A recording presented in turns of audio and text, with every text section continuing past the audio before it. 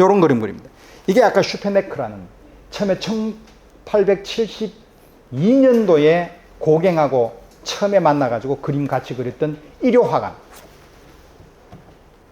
자, 요런 브레타니 쪽으로, 왜냐면 뽕다방이니까 브레타뉴 여인들이 상당히 많을 겁니다.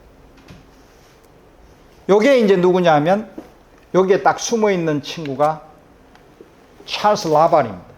찰스 라발을 이렇게 구성을 주고 그림을 그렸습니다. 여기에서도 세잔의 냄새가 상당히 나면서 어떻든 색상하고 선하고는 같이 가지고 가는데 굉장히 구도적으로 봤을 때 세잔하고 다른 것은 뭐냐면 굉장히 주먹한 거죠. 이거는 실제 내용이 아니라 세잔은 리얼리티입니다. 리얼리티인데 세잔의 그림은 우리가 보통 일반적으로 봤을 때 눈은 그림은 2차원 평면적으로 보면은 단안으로 보는 겁니다. 그래서 단안으로 보기 때문에 소실점이 나오고 여기에 따른 원근법이 나오는 거예요. 근데 세잔은 양안으로 보는 거예요. 둘이 봤을 때 우리가 사진기를 찍으면 파노라마 뷰를 찍지 않으면 넓은 거를 찍을 수가 없습니다. 근데 작업을 해야 되죠. 그래서 파노라마 뷰를 찍더라도 저 뒤쪽에 공면으로 흩어지죠. 근데 이걸 완전히 평면으로 당기는 것은 컴퓨터 작업밖에 없습니다. 요런 지금 그 사진을 지금 아모레 퍼시픽에서 아주 좋아하는 사진 작가가 하다. 오케이. 거스키. 아주 멋있는 친구. 제가 제일 좋아하는 메이플 토페 다음으로 좋아하는 친구가 요번에 가서 완전히 반하게 됐어요. 근데 그걸 완전히 해체하는 게 누가 하느냐? 성상 파괴에서 완전히 이미지를 날리는 작업을 한 게 세잔에서 조지 브라크로 피카소를 통해서 큐비즘으로 가는 거죠. 그게 그런 이유가 있는 거예요. 왜? 대상을 해체를 해야지만이 계속 아방가드가 나온다는 거죠. 그냥 계속 북으로 하고 샤바네라고 있으면은 그림이라는 것은 의미가 없습니다. 고이면 쓰는 겁니다. 그래서 예술은 늘 변해야 됩니다. 마찬가지로 정치도 변해야 되고 사회도 변해야 된다. 그래서 이렇게 되고 난 뒤에 다음이 어떻게 나오느냐? 이런 그림을 이 사람들이 모나코로 파나마로 떠나서 아까 제 모니띠네끈강 뭐 발음하기도 힘드는 동네, 자기들의 식민지죠. 여기에서 이런 그림을 그립니다. 이 그림을 그리고 이제 실험을 하는 거죠. 클로아조니즘, 에밀 베르나르가 이야기했던 거하고 자기의 어떤 그 원시 미술하고 이제 원시 미술도 브레타뉴도 보면은 약간의 원시 미술이 나는 냄새가 나는 동네잖아요. 그러니까 토속 민속 예술 플러스 원시 예술을 고갱이나 나비판으로 뭐라고 생각하면 유토피아로 생각하는 거죠. 고어가 생각하는 유토피아는 뭐였느냐? 일본 문화라는 거죠. 그래서 이 사람은 자포니즘을 너무너무 좋아했단 말이에요. 근데 갈라 그래도 갈 수가 없잖아요. 그래서 택한 게 아르리라는 얘기가 나오는데 그거는 잠시 후에 말씀드리도록 하겠습니다. 그래서 이 그림을 망고출이라는 그림을 그립니다. 원시성이 같이 포함되어 있으면서도 굉장히 유추적 의미라 그러나 메타포가 확실하게 나온단 말이에요. 여기서 보고 있으면 야 이게 뭔가 내가 시공간을 초월해서 뭔가 나오는 어떤 내레이션, 그러니까 얘기거리가 상당히 많아지는 부분이 됩니다. 그럼 이런 경우에 이게 상징화의 그림의 어떤 대표적인 경우로 하니까 그거는 뻥간 거죠. 야 이거 장난 아니네. 이런 시적인 그림이 없었잖아요. 이때 1886년도의 그림을 한번 생각을 해보면 앞서 제일 뛰어난 그림이 누구냐면 포인틸리즘, 쉐라, 신약밖에 없었다는 거죠. 그럼 마네 그림 뭐 그런 거, 모네 뭐 그 해봐야 86년대 그려봐야 지베르니니 가가지고 뭐 그림 이제 수련으로 가기 전에 그런 단계들. 그리고 근초점이 이렇게 막 그리는데 상징주의가 나와버리는 거예요. 이 그림은 예를 들어 가지고 우리가 낭만주의의 들라크루아에서 나오는 사발디니의 무슨 뭐 사발디 나팔루스인가 뭐 죽음이라는가 하고 등등에서 나오는 걸 보시면 터너의 그림에서 보면 그림을 막 지우기 시작합니다. 대상을 지우면서 메시지가 들어가는 쪽으로. 그 뒤에는 뭐가 있느냐? 신이 있다는 거죠. 신은 메시지를 통해 가지고 전달하면 안 되는 성상 파괴 운동을 한 거잖아요. 중세 시대 때는 메시지가 없잖아요. 왜 없느냐? 그걸 좁부르게 되면은 락항에서 나오는 상징계는 고정관념이 우리 머릿속에 자꾸 들어와요. 그러면 고정관념이 있는 식으로 그림을 보게 되면 진리는 안 보인다는 거죠. 그래서 성상 파괴를 제일 먼저 한 게 기독교에서 했다는 거죠. 바로크는 오히려 거꾸로 카톨릭에서 그걸 반종교개혁이라 그래서 확 살려버렸단 말이에요. 그럼 그때 뭐가 나오느냐? 여기에서 아주 루벤스 같은 경우는 완전 선동꾼이었지만 카라바초가 왜 아주 칭찬을 받고 하느냐면 이 사람은 다른 식으로 그렸다는, 자연주의로 그렸다는. 이 명목이 누구한테 오느냐 하면 이 자연주의가 흘러와서 저는 꾸르베로 가고 도비니로 가고 루소로 가고 이래서 이 사람이 결국은 고흐로 간다라고 저는 생각을 합니다. 그래서 이 그림을 보고 400프랑을 주고 사줬답니다. 그러면은 보통 우리가 먹는 그 샌드위치, 햄 샌드위치가 그 당시에 2프랑이라고 하니까 상당히 비싼 돈이고, 이때 고갱한테 야, 너 나중에 아르레 와서 내가 하게 되면 후원해 줄게, 한 달에 150프랑 줄게라고 했단 말이죠. 그럼 150프랑이라는 것은 고흐가 300프랑 받았단 말이에요, 테오한테. 반을 준 거예요. 그러면은 고갱은 장사 되는 거죠. 그림도 사주고 매달 150프랑 주고 괜찮았던 거죠. 자, 그럼 세기 말이 이제 어떤 상황이 오느냐. 세기 말은 아까 저도 이야기했다시피 결국은 이 유토피아의 그 여러 가지 상황에서 이제 유미주의를 추구하는 어떤 그런 그 퇴폐라든지 이런 식으로 가다 보니까 예술을 좋아하는 어떤 그런 상황으로 갑니다. 근데 항상 뭐든지 간에 이거를 주도해내는 것은 먼저 시나 문학이 먼저 사유를 하게 되죠. 그래서 그때 튀어나오는 어떤 그런 그 아주 유명한 사람들이 빅토르 위고, 에드가 앨런 포, 랭보, 베를렌, 모파상, 막 이런 사람들이 막 등장하면서 사회 고발도 하지만 아주 알퐁스 도테 같이 약간 상징적인 어떤 그런 상황으로 가는 것을 굉장히 많은 어떤 그런 부분들을 하니까 고흐가 책을 좋아하는 사람이 안 읽었겠습니까? 다 읽었다는 거죠. 그러면서 이 사람이 여기에서 뻥 넘어가는 게 미슐레라는 사람이 있어요. 이 사람은 1790년 거의 낭만주의라기보다는 약간 계몽주의에 가까운 어떤 그런 사람인데, 인민이라는 어떤 그런 소설을 쓰게 됩니다. 이때 공동체로 해서 뭔가 이렇게 예술가는 뭉쳐야지만이 거기서 나오는 어떤 그런 것들을 사회적으로 리드할 수 있는 그런 상황으로 간다라고 소설이 비슷한 그런 얘기로 갑니다. 그때 이제 고흐는 유토피아를 해결하기 위해서는 반드시 공동체, 내 혼자만이 아닌 여러 사람하고 같이 가는 게 맞을 것 같다라는 생각을 머릿속에 가지고 있고, 두 번째는 1810년이나 1800 그 근방에 독일에서 나자레파라 그래가지고 많은 사람들이 모여가지고 이탈리아에서 또아리를 털면서 미술을 연구하는 집단이 있었습니다. 이때는 신들하고의 어떤 그런 관계를 재정립하기 위해서 낭만주의에 신을 넣었던 경우고, 라파엘 전파가 이제 빅토리아 시대 때 1800년대 초반에서 1850년대까지 만들어진, 이 사람들도 또아리를 털어가지고 단테부터 시작해서 엄청나게 많은 사람들이 있죠. 그러니까 그런 사람들을 보고 이제 우리도 이 인상파라는 상황으로, 이 사람은 그때 고흐는 후기 인상파라는 용어를 쓰지 않습니다. 그냥 인상파 자유주의자라고 이야기합니다. 인상파 사람들하고 모여서 이렇게 뭔가를 하자라고 생각을 했던 거죠. 그래서 예술가는 결국은 수도성이 되는 거고, 이 수도성은 수도원이라는 게 있어야 되고, 예술이라는 것은 종교활동하고 똑같기 때문에 나는 내가 처음부터 전도사를 했기 때문에 그냥 일반 직원으로 가고 대가리를 하나 모시겠다. 그거를 고갱한테서 잡아낸 거죠. 왜? 고갱은 벌써 이미 굉장히 자신감 있고 뭔가 토의를 해도 항상 자기 말빨이라는 자체를 굉장히 설득력 있게 이야기하는 사람으로 정평이 나 있고, 또 하나는 벌써 이미 85, 86년도에 뽕다방에서 자기네들이 나비파를 결성할 그 무렵에 벌써 이미 대장이 되어 있었던 거죠. 그래서 고갱을 찍고 들어간 겁니다.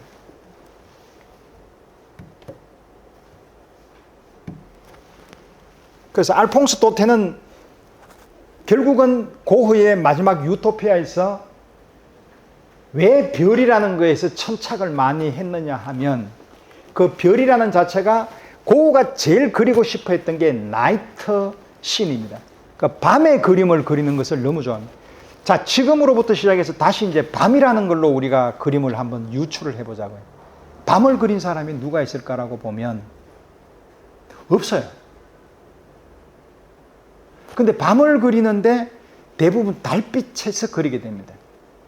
이게 어디서 나오느냐 하면은 알프 도르프라든지 약간 그 독일의 바로크 화가들이 살짝 그런 식으로 그리는 그 그림의 모양이 있는데, 아주 약해요. 이거는 그냥 풍경합니다. 이거는 사람이 등장하고 이렇게 가는 게 아니라 자연을 그리기 위한 하나의 방편이었죠.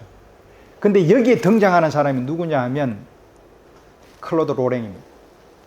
클로드 로랭은 프랑스의 바로크 화가입니다. 시몽부의 푸생, 클로드 로랭 이렇게 있죠. 이 클로드 로랭은 이탈리아에서 거의 공부했던 이탈리아 프렌치 화가입니다. 이 사람은 항구 그림을 태양과 함께 이 달빛을 그리는 것으로는 정평이 나 있는 사람입니다. 그래서 이 그림을 보고 뻑 갔던 사람이 누구냐 하면은 터너입니다. 터너가 죽을 때에 내 그림 2점을 반드시 로얄 아카데미에 클로드 로랭 그림 옆에 전시해달라고 이야기할 정도로 이 2사람, 나머지는 없습니다. 그러니까 고흐는 제가 보기에는 이 별빛이라는 것 자체를 자기의 유토피아로 본 거죠. 이 유토피아가 결국은 그쪽으로 가서 사이프러스 나무를 생각을 해보면 결국은 글로 가게 되는 거죠. 그 스테리 나이트라는 것도 그래 나오는데, 여하튼 아르레 갔을 때 고갱하고 얘기가 있기 전에 이 사람은 나이트 카페를 그리게 됩니다. 근데 옐로우집의 나이트 카페라는 것은 요거 하기 전에 요거부터 잠깐 들어가도록 하겠습니다. 세기말 현상이죠. 상징주의가 있으면 사회가 굉장히 복잡해지고 돈이 많고 이러다 보면은 어떻든 단순 형태의 이미지가 나와야 돼요. 그러니까 이미지화가 되는 거예요. 상징적으로 메시지를 많이 주려고 하면 굉장히 단순하게 들어가는 거예요. 그래서 우리가 그래픽이라든지 이런 경우에 단순성을 강조할 때 가장 최고적으로 뽑는 게 뭐냐면 러시아의 절대주의죠. 구성주의, 구축주의. 그죠? 리츠키. 그리고 몰로 나기. 저쪽으로 독일로 넘어간 바우하우스, 몬주리안, 러셀베르그 이렇게 나오죠. 네덜란드 쪽하고. 그래서 이런 쪽으로 가는 게 단순 이미지라는 것 자체는 결국은 이미지를 함축되게 만들어서 자꾸 메시지가 좋게 나가는 거죠. 암시가 유추적 의미를 강화시키는 겁니다. 그 낭만주의가 부발했죠. 고갱은 결국은 원시주의로 이제 돌아가는 겁니다. 그러면 고흐를 절대적 상징주의자로 봐야 되느냐? 아니다라는 게 나중에 나올 겁니다. 자, 고갱은 굉장히 이성적입니다. 제가 내린 결론입니다. 이걸 미리 이야기하는 경우는 그런 의미에서 살짝 보고 난 뒤에 이제 한번 그림을 보면서 한번 가보십시오. 앵거르가 나왔습니다. 굉장히 평면적입니다. 종합주의를 받아들일 수밖에 없습니다. 이 사람은 그런 걸 좋아합니다. 왜냐하면 약간 이렇게 뭐라 그럴까? 모더니틱한 것, 지금 현재 나타나지 않는 그런 자기의 아이덴티티가 좀 보이는 것, 돈이 좀 될 만한 것, 이런 것들에 대해서는 굉장히 뛰어났을 겁니다. 그래서 이 사람은 그렇게 갈 수밖에 없습니다. 고흐는 완전히 다릅니다. 그죠? 이렇게 갔습니다. 고갱은 결국은 저는 색채주의자라고, 고흐는 색채주의자고, 고흐는 그렇게 생각합니다. 모파상을 읽었습니다. 그래서 이 사람이 굉장히 시인에 대해서 이제 많이 얘기가 나오는 게, 앞서 이야기 드렸던 그 몽고추리를 보고 그 고갱을 시인이라고 그랬죠. 시인이 얘기가 될 때 이 사람이 가장 많이 그렸던 그림 중에 하나가 이 그림입니다. 요거는 이제 파리에서 그렸던 포인틀리즘 앤더 임프레셔니즘, 이 굉장히 강하게 작동하고 있는 공원에 그리는 그림입니다. 공원 그림입니다. 근데 이 그림이 아르레에서 이렇게 바뀝니다. 고흐 냄새가 절대로 나지 않습니다. 이거는 고흐가 완전히 고갱식으로 가지 않고 자기 나름대로 상징을 생각을 해서 뭔가 시도한 그림입니다. 왜냐? 고흐는 전체적으로 공간 감각이 굉장히 뛰어난 사람입니다. 항상 그림을 보시면 풍경화에서 길이 있습니다. 길이 있고 하늘이 있고 반드시 별이 있고 나무가 있습니다. 없으면 안 됩니다. 그건 고흐가 아닙니다. 그 사람은 강조를 하지 않습니다. 사람은 있는 듯 없는 듯 무심하게 눈도 코도 잘 안 그립니다. 그냥 존재, 그 존재는 이 현대하고 똑같이 사회하고 돌아가는 어떤 그런 존재론적으로 이 사람은 설명을 하기 때문에 이거는 그렇게 중요한 어떤 그런 상황으로 보지 않습니다. 근데 고흐가 이렇게 존재를 강하게 그립니다. 시인이라는 거죠. 그래서 한때는 읽어보니까 아직도 책에는 그러나면 고흐가 자기 자신의 사랑하는 여자하고 아닙니다. 고흐가 그렇게 아주 간단한 사람이면 이거는 고갱을 그린 겁니다. 그리는 사람을 시인처럼. 왜? 이거는 제가 확신할 수 있는 게 그거는 얘기는 없습니다. 이 그림하고 해바라기를 노란 집에 붙여놔라 그랬단 말이에요. 태호한테. 그럼 고갱밖에 더 있습니까? 이게? 시인 얘기 나왔고 시인이라고 그랬고 또 한 점을 더 그립니다. 고흐는 고갱이 만약에 이 시인을 그렸으면 이래 안 그렸을 겁니다. 왜냐하면 도로라든지 이런 것들의 공간감을 다 없애버립니다. 나중에 요 고갱식으로 그렸던 요 시인 정은의 집을 제가 한번 또 보여드리도록 하겠습니다. 이렇게 그렸습니다. 이건 잘 아시는 겁니다. 자, 고흐가 그렸던 이런 상징틱하면서 아주 줌업을 해서 그릴 수 있는 이런 그림들은 없습니다. 없어요. 옛날에 그렸던 화병. 근데 이 해바라기를 이렇게 그리는 것은 그건 실제 리얼이 아니잖아요. 아까 전에 파리에서 그렸던 몽티셀리 닮았던 그림들은 리얼에 가까운 더 표현 방식이 그렸던 거죠. 근데 해바라기가 이렇게 생겼습니까? 아니잖아요. 이거는 뭔가 자기가 가지고 있는 메타포가 있는 거죠. 그래서 이거는 뭐냐? 고갱식으로 자기가 나름대로는 상징틱하게 그렸는데, 그렇지만 고갱은 이래 안 그리죠. 나중에 고갱이 고흐의 자화상을 그릴 때 이상하게 그렸던 자화상을 보면 아실 거예요. 시들어지는데 이렇게 활기 있으면서 이쁘게 시들지 않습니다. 그냥 쭈글밤탱이로 그려버린다는 거죠. 고갱은. 그런 면에서는 고갱은 굉장히 사실적으로 그린다는 거죠. 고흐는 여기에 많은 함의가 들어있습니다.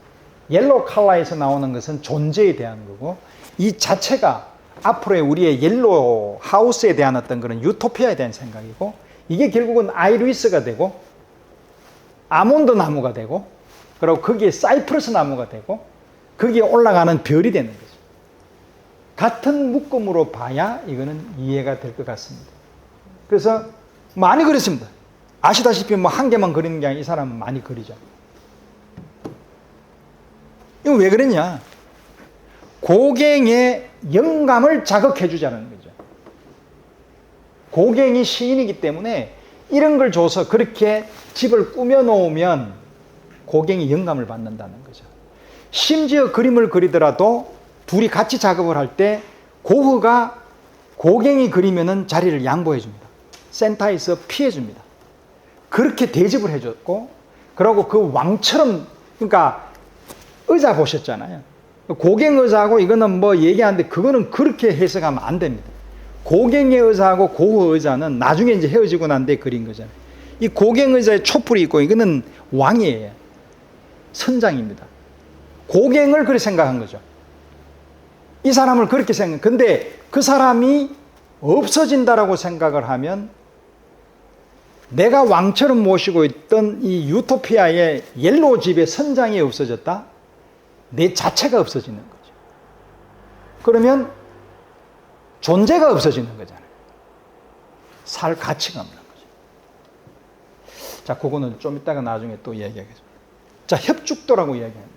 협죽도가 영어로 저는 뭔지 모릅니다. 이 협죽도는 옛날부터 콜로니, 모여서 생활하는 옐로우 집을 이렇게 되는 콜로니를 의미하면서 그린 겁니다. 자, 이제 고흐는 상징주의의 어떤 틱한 그림들을 그리기 시작합니다. 상징주의는 구성 요소의 유추적인 어떤 그런 이 구성 같은 것들을 굉장히 중요하게 생각합니다. 나오는 이런 구성이 나올 수가 없죠. 이게 집에 베란다에 발코니가 이렇게 될 수가 없죠. 이 라인이 위에 라인하고 다 맞아 떨어지는 거죠. 이쪽 결국은 뭐로 보느냐? 하늘을 보는 거죠. 사이프러스 나무에서 하늘의 마지막에 봤을 때 별을 보는 거하고 똑같습니다. 이때 벌써 이미 요거는 그때 처음에 갔을 때 돈이 없어서 고흐가 88년도 7월 달에 센트 삼촌이 죽습니다. 죽고 나니까 엄청난 재산이 왔단 말이죠. 근데 이 양반이 고흐가 장남이잖아요. 지금 장남이 죽었으니까. 그 자기 아버지는 아니지만 재산을 못 받게 했고 태호한테 보냈다. 그 한 푼도 못 받았어요. 그러니까 얘는 알겠지. 그 태호가 돈을 많이 줬어요. 그래서 9월 달에 옐로우 집을 삽니다, 이게. 주인이 됐다라고 하는데 거기에 여기 1층에 진우 부인이 있잖아요. 그럼 임대료를 받잖아요. 주인이면. 그 얘기는 없어요. 그래서 이 주인이라는 개념을 제가 잘 모르겠어요. 아무리 찾아봐도 그 답이 없어요. 그래서 그냥 얻어서 렌트했다라는 말도 나오고 주인이라는 말도 나와서 그건 알아서 잘 판단하십시오. 자, 고흐라는 사람은 제일 중요하게 생각하는 게 밀밭, 농부. 이게 제일 중요합니다. 왜? 거기서 나오는 것 자체가 삶이 곧 예술이라고 생각하는 종교라고 생각하는 사람.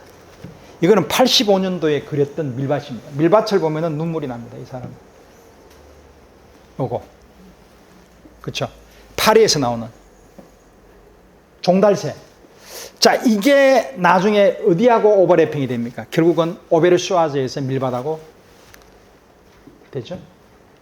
요때 파리입니다. 아직까지는. 자, 요때 이제 5월달입니다. 아직도 5월달 아를 시기라든지 요럴 때는 아직 네덜란드 시기의 어떤 풍경화가 살아있습니다. 상징주의의 어떤 그런 그림들은 아직까지 나오지 않습니다. 약간 포인트리즘 앤드 임프레셔니즘이 같이 혼재되어 있으면서 자기의 어떤 그런 자연주의는 절대로 이 사람은 버리지 않습니다. 사실주의는 항상 이 사람은 가지고 갑니다. 그래서 에밀 베르나르가 예수님을 그리는 그림을 딱 주니 바로 하는 얘기가 그리지 마라. 예수님은 말 그대로 그리는 게 아니라 고갱은 십자가 많이 그렸잖아요. 그럼 그리지 마라. 안 그려도 우리가 충분히 이해하는 그런 부분들이기 때문에 예수님은 아주 훌륭한 예술가고 그런 거 없이도 자기의 능력을 다 하는 분이다라고 뼛속 깊숙하게 이 사람은 가지고 있습니다. 이것도 자, 요 그림입니다. 아르입니다. 자, 요렇게 넘어가는 거, 요거를 이제 해가 뜨느냐 하면 달이 뜨느냐, 해가 지느냐라고 봤을 때 자기는 선셋이라고 이야기를 했습니다. 옐로우 컬러가 나옵니다. 이 옐로우 컬러의 중요한 함의는 옐로우 하우스입니다. 이 옐로우 하우스는 자기한테는 유토피아입니다. 일본 문화라는 것 자체가 일본의 자파니즈 문화는 사실은 어떻게 봤을 때 그냥 자포니즘이라고 이해하면 안 됩니다. 일본 사람들이 가지고 있는 생각이나 여러 가지가 전달됐을 때에 이 보통 서양 쪽에 있는 고흐부터 시작해서 많은 사람들이 일본은 종교다라고 이야기합니다. 민속 종교로 똘똘 뭉치기 때문에 일본이라는 것은 곧 이퀄 종교다, 유토피아다, 원시라기보다는 그런 민속의 어떤 그런 상황으로 가는 어떤 종교화가 되어 있는 것으로 이 사람들은 크게 자리를 잡고 있습니다. 농부 나왔습니다. 근데 완전히 옐로식으로 다 같이 갑니다. 자, 이런 그림을 봤을 때는 어느 정도 이제는 아르에서 이제 물이 올랐던 그런 상황이죠. 보통 미리 저는 잘 모르겠는데 보통 6월 달에 이제 뿌리고 난 뒤에 씨앗, 소어가 되고 그 다음에 추수는 보통 7월 달에 하더라고요. 한 달 만에 뽑는지 그건 잘 모르겠습니다. 그림은 무조건 6월 달 나오고 7월 달은 전부 다 하비스트, 수확이 나옵니다. 그게 제가 이해가 잘 안 됩니다. 자, 이거는 익스프레션이 나옵니다. 이제 고흐에서 이런 헤이스텍 이거 자체는 그루터기하고 들어갈 때 그건 죽음을 얘기합니다. 근데 이게 뭔가 용솟음 치면서 올라가는 듯한 느낌을 받습니다. 그냥 그루터기가 만들어진 내용은 다릅니다. 그냥 이런 데서 보이는 거하고는 상당히 다른 부분의 그루터기나 헤이스틱을 가지고 있습니다. 근초더미도 이렇게 나옵니다. 자, 요 근초더미하고 요 근초더미를 보시면 완전히 이건 고갱입니다. 확실히 구분됩니다. 이쪽에서 집의 구조하고 나타나는 것을 봤을 때에 완전히 다릅니다. 저거는 세잔의 냄새가 상당히 나죠. 굉장히 그냥 단순하고 단면적으로 평면적으로 가고 이쪽은 어느 정도는 이렇게 곡선이 있으면서 어떤 식이 되든지 간에 공간이라는 감각의 어떤 느낌이 들어갑니다. 부피감도 늡니다. 여기는 부피감이 전혀 없습니다. 그냥 납작합니다. 그러니까 이게 상징틱 평면회화, 그러니까 현대의 모든 티로 봤을 때는 고갱의 승리입니다. 근데 더 미래로 갔을 때 신표현주의가 요사이 나오고 난 뒤부터는 고흐의 승리입니다. 누가 승리했는지는 아직까지 장담하기가 힘듭니다. 귀가 잘렸습니다.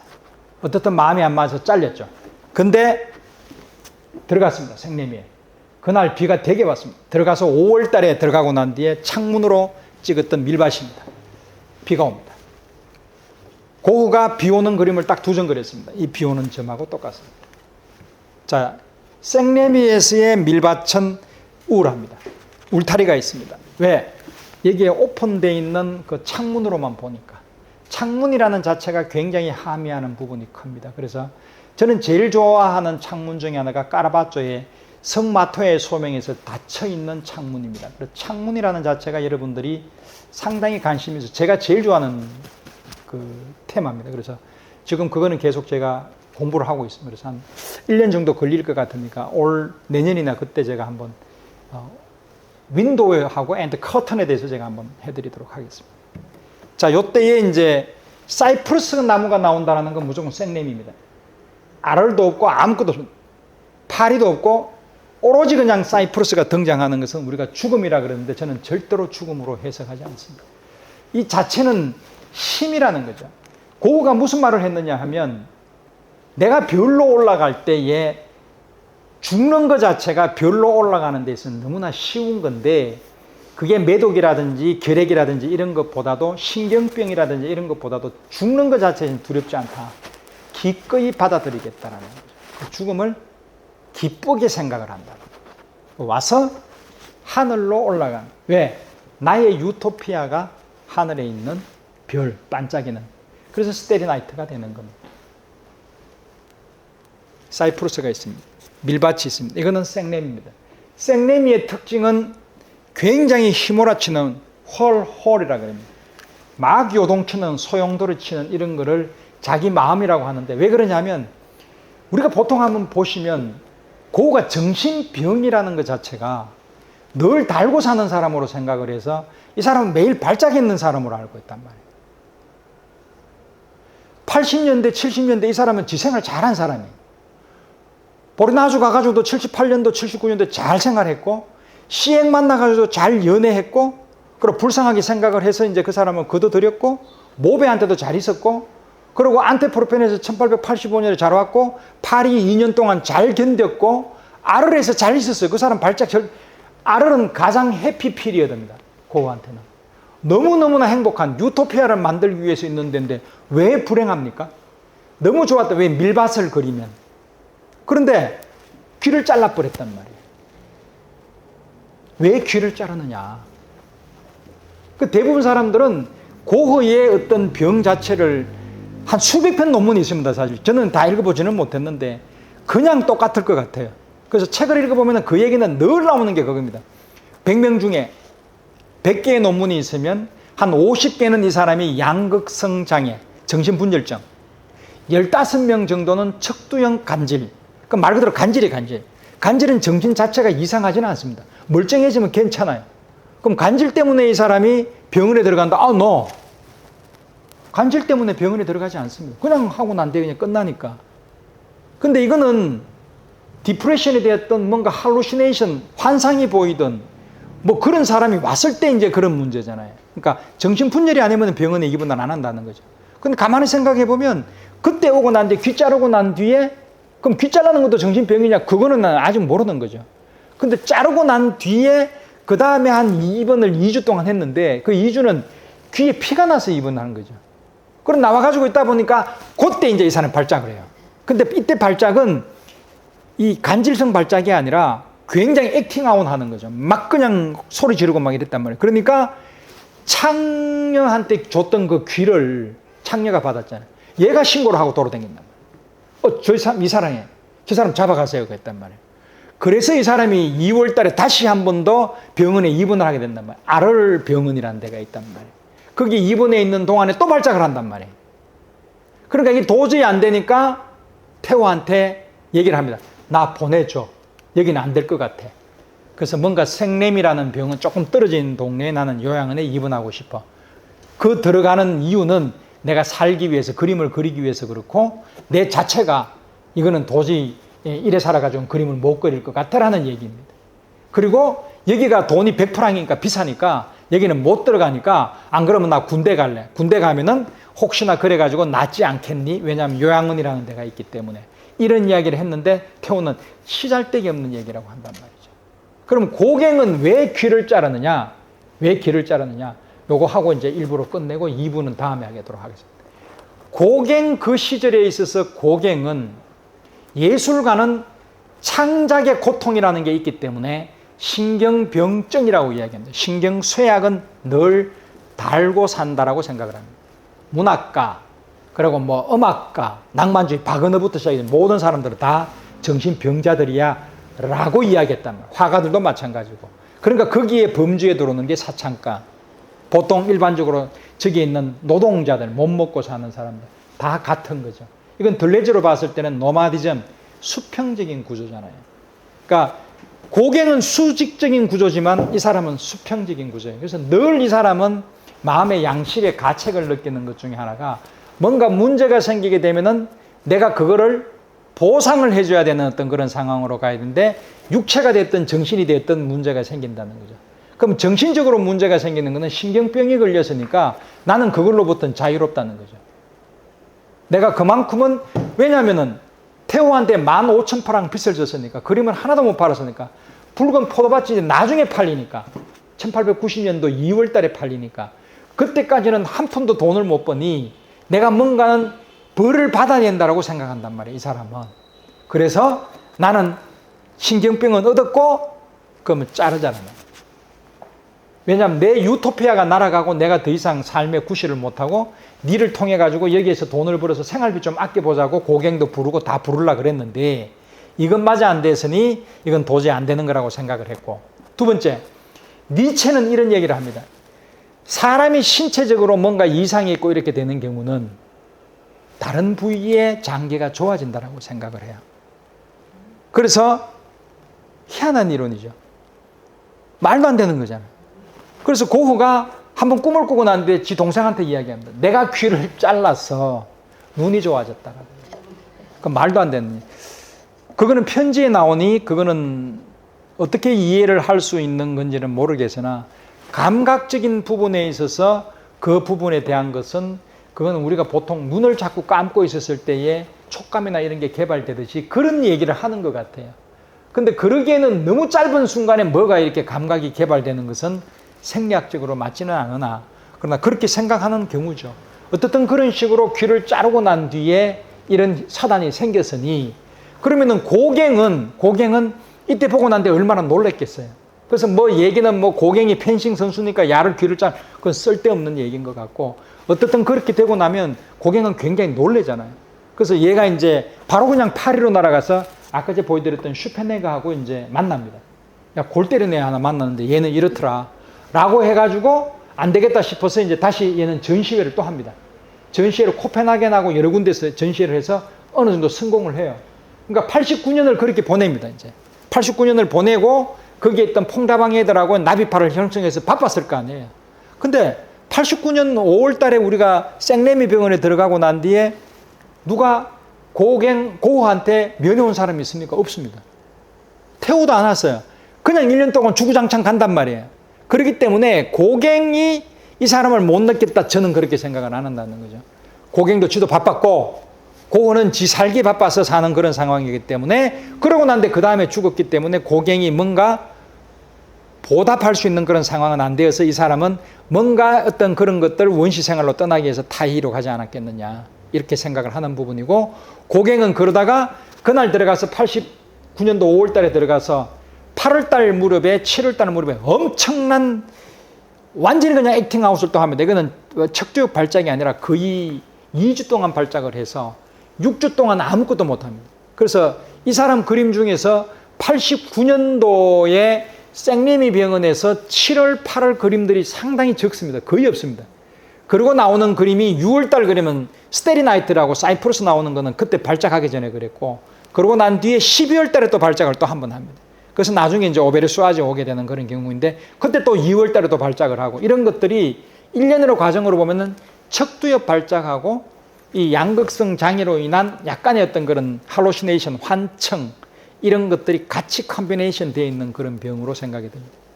그래서 오늘은 너무 많이 하게 되면 또 이제 졸리우니까 여기까지 하고, 혹시 질문이 있으면 뭐라도 좋으니까 아무거나 질문해 주시면 제가 아는 한까지 대답을 해드리도록 하겠습니다. 질문하십시오.